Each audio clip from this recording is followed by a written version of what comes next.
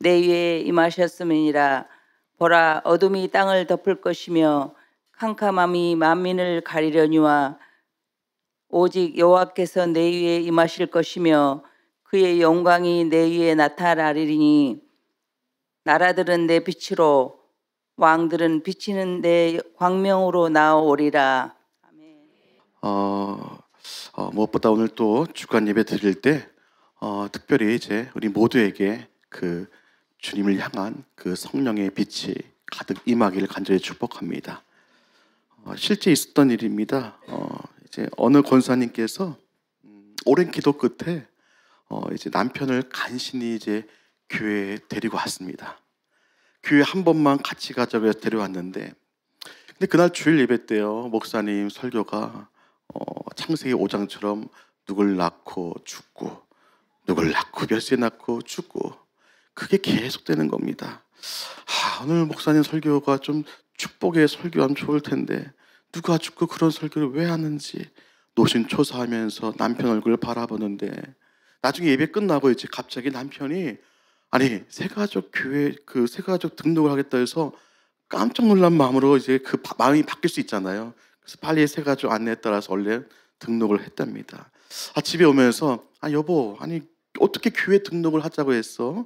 조심히 물어보니까 그 남편이 하는 말이 처음에 무슨 말인가 하는데 그 마음속에 너도 죽는다, 너도 죽는다가 들렸어. 그래서 교회 등록해야겠다는 마음이 들었어. 그 후에 이제 남편도 신앙생활을 했다는 실화 얘기입니다.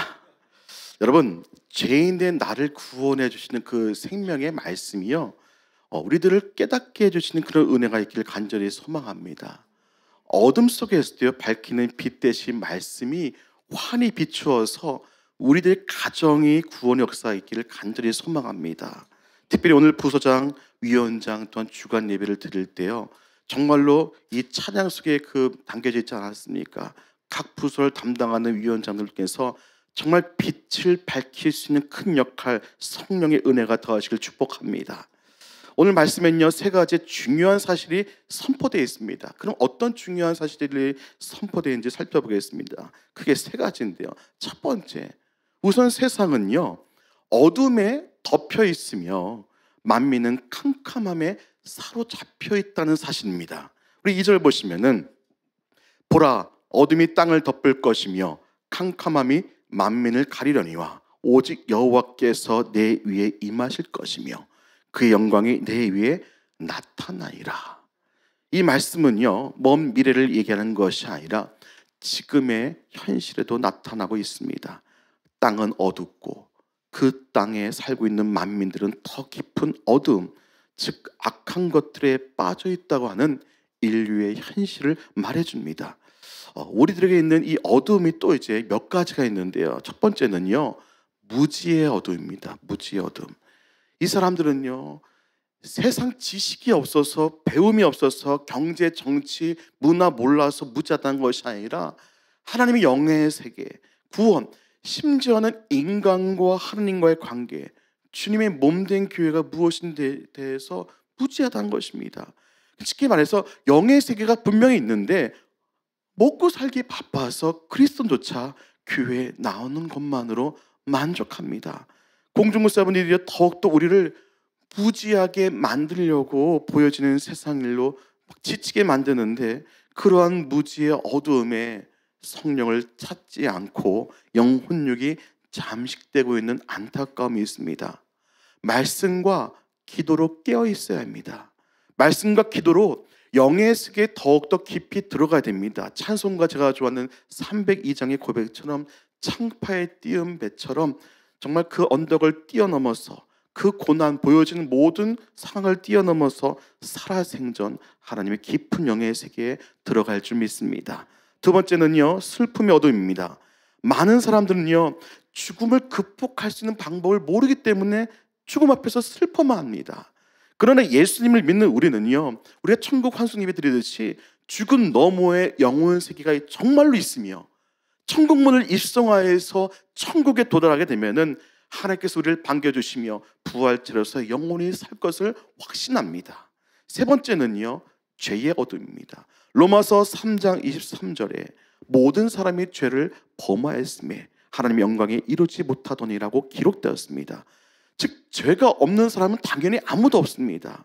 그래서 그 누구에도요 복음의 빛이 없다면 인간은 무지하고 슬픈 죄인일 수밖에 없습니다. 이것은요 어느 지식인, 과학자, 철학자, 목회자 다 부인할 수 없는 인간의 실존적인 현실입니다. 그리고 두 번째 분명한 사실이 있습니다.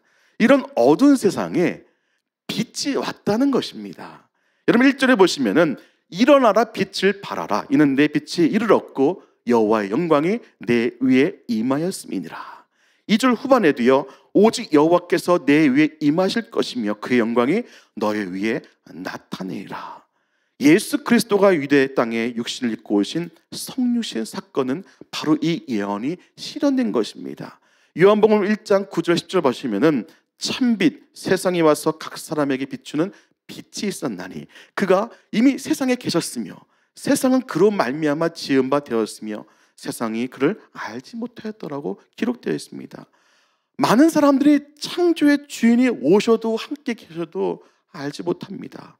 요한복음 1장 14절에 말씀이 육신이 되어서 우리 가운데 거하시며 우리가 그의 영광을 보니 아버지의 독생자의 영광이요 은혜와 진리가 충만하더라. 예수님은 참 빛이시며 하나님의 영광이 머무르는 분이십니다. 그러므로 빛이 왔고 여호와의 영광이 임한다는 그 예언은 예수 그리스도에 의해서 실현된 것입니다. 예수님은 세상을 비추시는 찬란한 빛이 되십니다. 할렐루야. 더 중요한 마지막 세 번째 사실이 있습니다. 이 빛을 받은 사람은 또한 빛이 된다는 사실입니다. 이 빛은 하나님의 빛이자 예수 그리스도의 빛입니다. 그런데 이제 이사야 60장에 여러 번 되풀이해서요 너의 빛, 내 빛이라고 말씀합니다. 60장 1절에도요 이는 내 빛이 이르렀고 3절에도 나라들은 내 빛으로 왕들은 비치는 내 광명으로 나오리라 기록됩니다. 60장 19절 20절 말씀에도 다시는 낮의 해가 내 빛이 되지 아니하며 달도 내게 빛을 비추지 않을 것이요 오직 여호와가 내게 영영한 빛이 되며 내 하나님이 내 영광에 되리니 다시는 내 해가 지지 아니하며 내 달이 물러가지 아니할 것은 여호와가 내 영원한 빛이 되고 내 슬픔의 날이 마칠 것임이라 기록되어 있습니다. 여러분 여호와 하나님의 빛이 우리의 빛이 되었다는 것은 빛을 받은 사람도 또한 빛이 되었다는 그런 말씀입니다. 어둠에 있던 사람이요 빛을 받아서 단순히 반사하는 것이 아니라 그도 역시 또한 스스로 빛을 내는 그런 자가 되었다는 말씀입니다. 예수님께서 마태복음 5장 14절에 보면은 너희는 세상의 빛이란 그 유명한 말씀을 하셨고 16절에도 이같이 너희 빛을 사람 앞에 비추리라 비추게 하여서 저희로 너의 그 착한 행실을 보고 하늘에 계신 너희 아버지께서 영광을 돌리게 하라 그 말씀하셨습니다. 그만큼 참 빛을 받으면 빛이 된다는 것이 기독교의 핵심 진리입니다. 그러므로 우리는 복음의 빛을 받은 사람이기 때문에 세상의 어떠한 상황 속에서 염려와 두려움의 어둠을 이겨내며 극복하고 빛을 밝히며 그 복음을 전하는 찬란한 빛이 되는 줄 믿으시길 바랍니다. 또한 오늘 말씀은요 정말 중요한 세 가지의 사실을 언급한 것뿐 아니라 이제 하나님께서 이사야 선지자를 통해서 우리에게 지금도 명령을 하고 있습니다. 그 당시 BC 700년대 당시뿐 아니라 지금 현대 시대에 살고 있는 우리에게도 두 가지를 계속해서 명령하고 있습니다. 첫 번째 명령은 뭐겠습니까? 일어나라입니다. 일어나라. 캄캄하고 어두울 때요 사람이 잠들어 있는 건 당연히 이상한 일 아닙니다. 그런데 여러분 빛이 임하고 태양이 막 뜨는 환한 아침이 되었는데도요 계속 잠자고 있으면 곤란합니다. 아무리 미인은 장꾸러기 할지라도 곤란합니다. 그러면 우리는 낙심된 영혼이 있다면은 정말 서로의 영혼을 위해서 중보하며 깨워줘야 됩니다. 사람들은 세상에서 때론 실현될 수 없는 그 공상 있잖아요. 공상을 꾸며 살아갑니다. 어떤 현실에서 충족되지 못한 현실의 욕망을 충족시키기 위해서 비현실적인 세계를 상상하곤 합니다. 제가 이제 집에서 교회로 올 때면요, 제가 이제 로이드 하이웨이에서 놀스도 가는 그쪽 허스키 가스스테이션 아마 그 뒤에 살아요. 근데 그 뒤쪽에서 거주하다 보니까 이제 다시 우리 교회 쪽으로 나오다 보면요, 항상 그 늑대기 허스키를 볼 수밖에 없는데, 또 동시에 또 보는 게 있는데 뭐가 바뀌냐? 늘 번호가 바뀌어요. 50이었다가 60이었다가 40로 떨어지고요. 뭐 아시죠? 이게 캐나다 복권입니다. 네, 의외로 캐나다에서 많은 이들이 복권을 합니다. 예, 제가 세븐일레븐 가도 누가 캐나다에 많이 사고 그러는데, 저 복권 한다고 뭐라고 하지 않습니다. 그냥 복권 당첨되시면 전액 다 기부하셔서 교회를 멋있게 짓던지 선교지에 많은 기부를 하면 좋으려만, 그런 소식은 제가 10년 전에 있었을 때나 지금도 못 들은 것 같습니다. 당첨되거나 내가 산 주식이 가파르게 오르는 돈 버는 꿈을 꾸기도 하고요, 자기만의 가상의 공간에서 멋지고 예쁘고 부한 나의 모습을 그리곤 합니다. 그러다가 이제 어느 날 장례식장에 가가지고 사람이 죽는 걸 보면은 조금 자극받아요. 어떻게 살아야 할지 고민합니다. 그러나 이제 작심삼일하고 흐지부지 됩니다. 그러다가 이제 강력한 어떤 설교를 들으면 막 회개하라 막 세게 얘기하면은 제 도전을 가지고 시도하다가 또 포기하고 합니다. 또한 죄악에 빠져 살다가 하나님의 심판을 받는 사람을 보게 되면은 또다시 결심하고 일어나지만 곧 주저앉고 맙니다. 오늘날도요, 영적으로 이런 상태에 사는 사람들이 많습니다.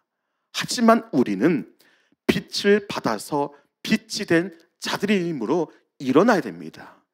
여러분, 일어나는 것은 무엇입니까?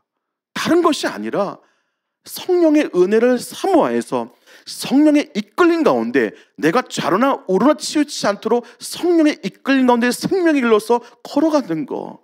부족하지만 성령 충만을 사모하면서 성령의 이끌림 가운데 간절히 사모하여서 성령의 능력과 은사 가운데 담대히 싸워 승리하며 나가는 것입니다. 성령의 이끌림을 받는 것입니다. 여러분, 첫 번째 명령은 일어나라면, 두 번째 명령은요, 당연히 발하라, 이 빛을 발하라입니다. 일어나고 발하라입니다. 다시 말해서요, 여호와 하나님의 영광을 나타내라는 것입니다. 여러분, 우리 성도들은요, 그 특성이 두 가지 큰 특성이 있지 않습니까? 첫 번째 성도의 특성 뭡니까? 아주 기초적이죠. 어둠에서 빛으로 옮긴 사람들입니다. 우리 전에는 마귀의 그런 종이 되어서 어둠에 살고 지옥에 갈 사람들이었지만은 이제는 하나님의 백성으로 빛으로 옮겨졌습니다. 하나님의 자녀가 되었고 우리 인생은 천국을 향하고 있는 것입니다. 무지의 어둠으로부터 이제는 하나님의 구원과 영생과 부활을 알고 성령의 기쁨을 누리는 사람이 되었습니다. 그럼에도 불구하고요, 내 마음속에 답답하고 우울한 마음이 있는 분들은요, 간절히 하나님께 기도하시기 바랍니다.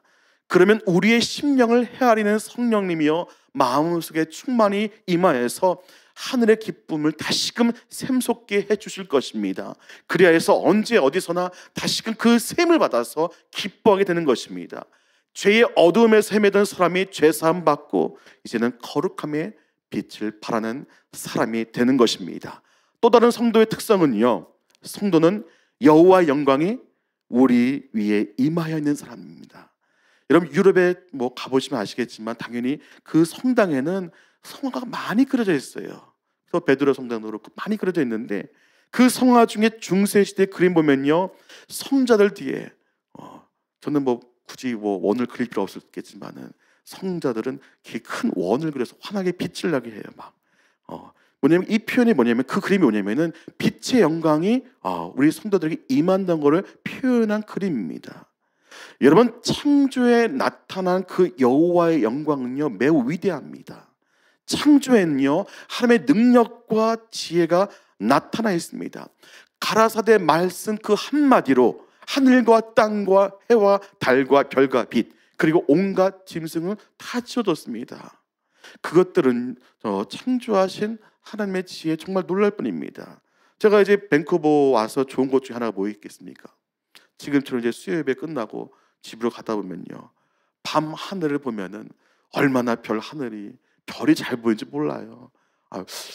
정말 달이 그렇게 선명할 수 없습니다. 목사님 오신 지 얼마 안 됐으니까 좋아 보이는 겁니다. 혹여나 그렇게 메마르게 생각하지 마시고요. 창조주 하나님의 관점으로 바라보시기 바랍니다. 각종 동식물을 보면요, 그 구조도 대단하고요. 저 멀리 맑은 하늘을 보면은 제 버킷리스트 하나인 그 오로라 보면 얼마나 대단합니까? 우주선 통해서 전송되는 그 우주를 보면 얼마나 아름답습니까? 이처럼 여러분, 우리가 창조를 보면요, 하나님의 영광과 지혜를 다시금 알 수 있습니다. 여러분, 아무리 과학이 발달된 세상이 되어도요, 인간은 저 넓은 우주의 비밀을 다 밝혀낼 수 없습니다. 인간은 아직 이런 것들을 다 할 수 없는 피조물에 불과합니다. 이런 창조 속에 하나님의 영광이 나타나 있습니다. 그런데 이 창조의 영광 속에 인간을 향한 더 큰 영광은요, 바로 구속의 영광입니다. 죄를 심판하실 때 우리에게 심판하지 아니하시고 독생자 예수님을 보내주셔서 우리가 받아야 할 그 죄값을 대신받게 해주시고 심판받게 해주시고 공의를 이루게 하시고 하나님의 독생자를 믿는 그 누구에게도 죄를 용서하고 영생과 부활을 주신다는 이것이 대단한 구속의 영광, 사랑의 최고봉입니다. 십자가에는 하나님의 공의와 사랑이 절묘하게 나타나 있습니다. 여러분, 성도는요, 하나님의 빛과 하나님의 영광이 임한 사람입니다. 여러분, 불신자들은요, 우리에게서 빛의 그 영광을 보고요, 하나님께 나오게 되는 것이에요. 마귀스탄들은요, 그 악한 영들은 세상 권력과 명예, 지식, 돈을 전혀 무서워하지 않습니다. 그러나 여호와의 빛과 영광을 가진 사람들을 두려워합니다. 왜냐하면 마귀는 그 하나님의 높으신 빛을 바라볼 수 없기 때문입니다. 그 영광과 빛이 바로 우리에게 임하였던 것입니다. 성도가 지닌 이 빛은요, 바로 우리 속에 임재하는 성령의 내적인 빛입니다. 예수님께서도요, 마태복음 5장 15절에 사람이 등불을 켜서 말 아래 두지 아니하고 등경 위에 두나니 이러므로 집안 모든 사람에게 비추니라. 등불을 켜가지고요, 덮지 않고 그를 환하게 비추는 것입니다. 그리고 그 불을 켜면은 세상을 비추게 되는 것이에요. 여러분, 우리 성도는요, 마땅히 빛을 발휘할 줄 믿습니다. 어떻게 해요? 우리의 변화된 삶을 통해서 빛을 발해야 합니다. 여러분, 슬퍼한 사람이요, 기도하다가 성령의 은혜를 받고 능력을 받으면은 기쁨이 넘치게 됩니다. 그런 사람들이 매일 슬퍼서 울던 사람이 어떻게 저렇게 기뻐하는가라고 생각하며 의아하면서 한 번 더 하나님을 바라보게 됩니다. 또 여러분, 점치러 다니고 우상 숭배하던 사람이요, 하나님을 섬기기 시작하면요, 처음엔 예수를 믿는 게 어려울 수 있지만은 그걸 이겨내고 얼굴이 밝아지고 삶의 의미를 깨닫고요, 눈동자가 살아납니다. 그리고 하나님의 진정한 도우심을 경험할 수 있는 것입니다. 제가 예전에 기억나는 성도님이 계신데, 이 과부로서 아들 둘 다 결론적으로는 의사로 잘 키웠어요. 근데 그 출발점이 남편이 돌아가고 나서 뭘 안 했는데, 결단했는데 제사를 안 드렸어요. 그냥 제사를 안 드리면은 그 돈 많은 시댁에서 돈을 한 푼 지원하지 않겠다고 했는데 불구하고 두 아들이 나서서 같이 그 어머니하고 제사를 안 드렸어요. 근데 나중에는 그 어머니가 보응왕도 하시고 늘 불철주야 교회 나와서 눈물로 기도하시면서 하나님의 그 인도하심을 경험하였습니다. 그래서 당연히 죽은 그 부군의 시댁에서는요, 아무 말도 못하게 하나님께서 등경 위에 올린 등불처럼 세워주셨어요. 여러분, 우리가 하나님 앞에서 결단하고 나가면은 하나님은 그걸 못 본 채 하지 않으십니다. 단 하나님의 방법으로 알맞게 도와주시는 손길이 분명히 있습니다. 여러분, 죄악에 빠져서 가족을 괴롭히던 사람이 거룩해져서요, 자신과 남에게 이익을 줍니다. 이것이 빛을 비추는 것이에요. 허구날 술 마시던 이가요, 오히려 예수 믿고 바뀌어서 성경 보고 전도합니다. 이런 모습 본 사람들이 당연히 놀래가지고 그들 가운데 빛을 받아서 예수 믿는 사람이 나오게 되는 것입니다. 우리는 우리의 변화된 삶을 통해서 그 빛을 발해하는 것입니다. 여러분, 입술을 열어서 예수님 전하는 것도요, 빛을 발하는 중요한 방법입니다. 또 당연히 우리는 우리가 하는 부서장, 위원장님 하는 모든 것들이 궁극적으로는 선교예요. 지상명령에 따른 선교를 감당하는 것입니다. 열정적으로 복음 전하시는 선교사를 위해서도, 보내는 선교사로서도 힘을 붙여줘야 되고요. 또한 우리 그 성령을 위해서 같이 또 기도하는 것도 마찬가지입니다. 여러분, 그 빛의 밝게 있는, 근데 단 차이가 있어요. 빛이 찬란한 사람도 있고요, 희미한 사람도 있습니다. 그러면 우리가 어떻게 찬란한 빛을 계속 유지하며 나갈 수 있겠습니까? 빛의 근원이신 하나님과 끊임없는 교제 가운데 살아서 찬란한 빛이 되시길 바랍니다. 이건 뭐냐면요, 마치 스스로 빛을 내는 건전지를 할지라도요, 전기의 근원으로부터 끊임없이 충전을 받아야 하는 것과 마찬가지입니다. 우리는 말씀과 기도로 충전을 받아야지 그 누구라도 더욱 찬란한 빛을 발할 수 있을 줄 믿습니다. 여러분, 이사야 선지자가 이제 성도가 빛을 비춘 결과가 어떻게 되냐에 따라서 3절에 표현하고 있는데, 나라들은 내 빛으로, 왕들은 비추는 내 광명으로 나오리라. 그리고 4절에 보시면은 내 눈을 들어서 사방을 보라, 무리가 다 모여서 내게로 오리니라. 8절과 9절 보시면 저 구름같이 비둘기가 복음절에 날아온 같이 날아온 자들이 누구뇨? 곧 섬들이 나를 앙망하고 다시스의 배들이 먼저 이르되 원방에서 내 자손과 그 은금을 아울러 싣고 와서 내 하나님 여호와 이름에 드리려 하며. 뭐냐면요, 예수님이 열방의 빛이 되시고 성도들이 빛이 되어서 빛을 비추면 온 세계 열방이 빛으로 나오게 되는 것입니다. 여러분, 이 말씀처럼요, 하나님 백성들이요 성령의 이끌림 속에 그 성교의 지상 명령의 사역을 궁극적으로 감당하게 되면은 성령 역사 속에 불신자들 역시 교회로 올 수 있도록 도와주십니다. 그런 역사가 저는요, 당연히 우리 모두의 소원처럼 주님의 제자교회가 그런 역할을 감당하기 소망합니다. 사랑하는 주님의 제자 성도 여러분, 때로는 현실의 삶이 지치고 힘들지라도 성도의 삶은 예수님의 뜻대로 온전한 빛을 비추는 한 분명히 승리가 있을 것입니다.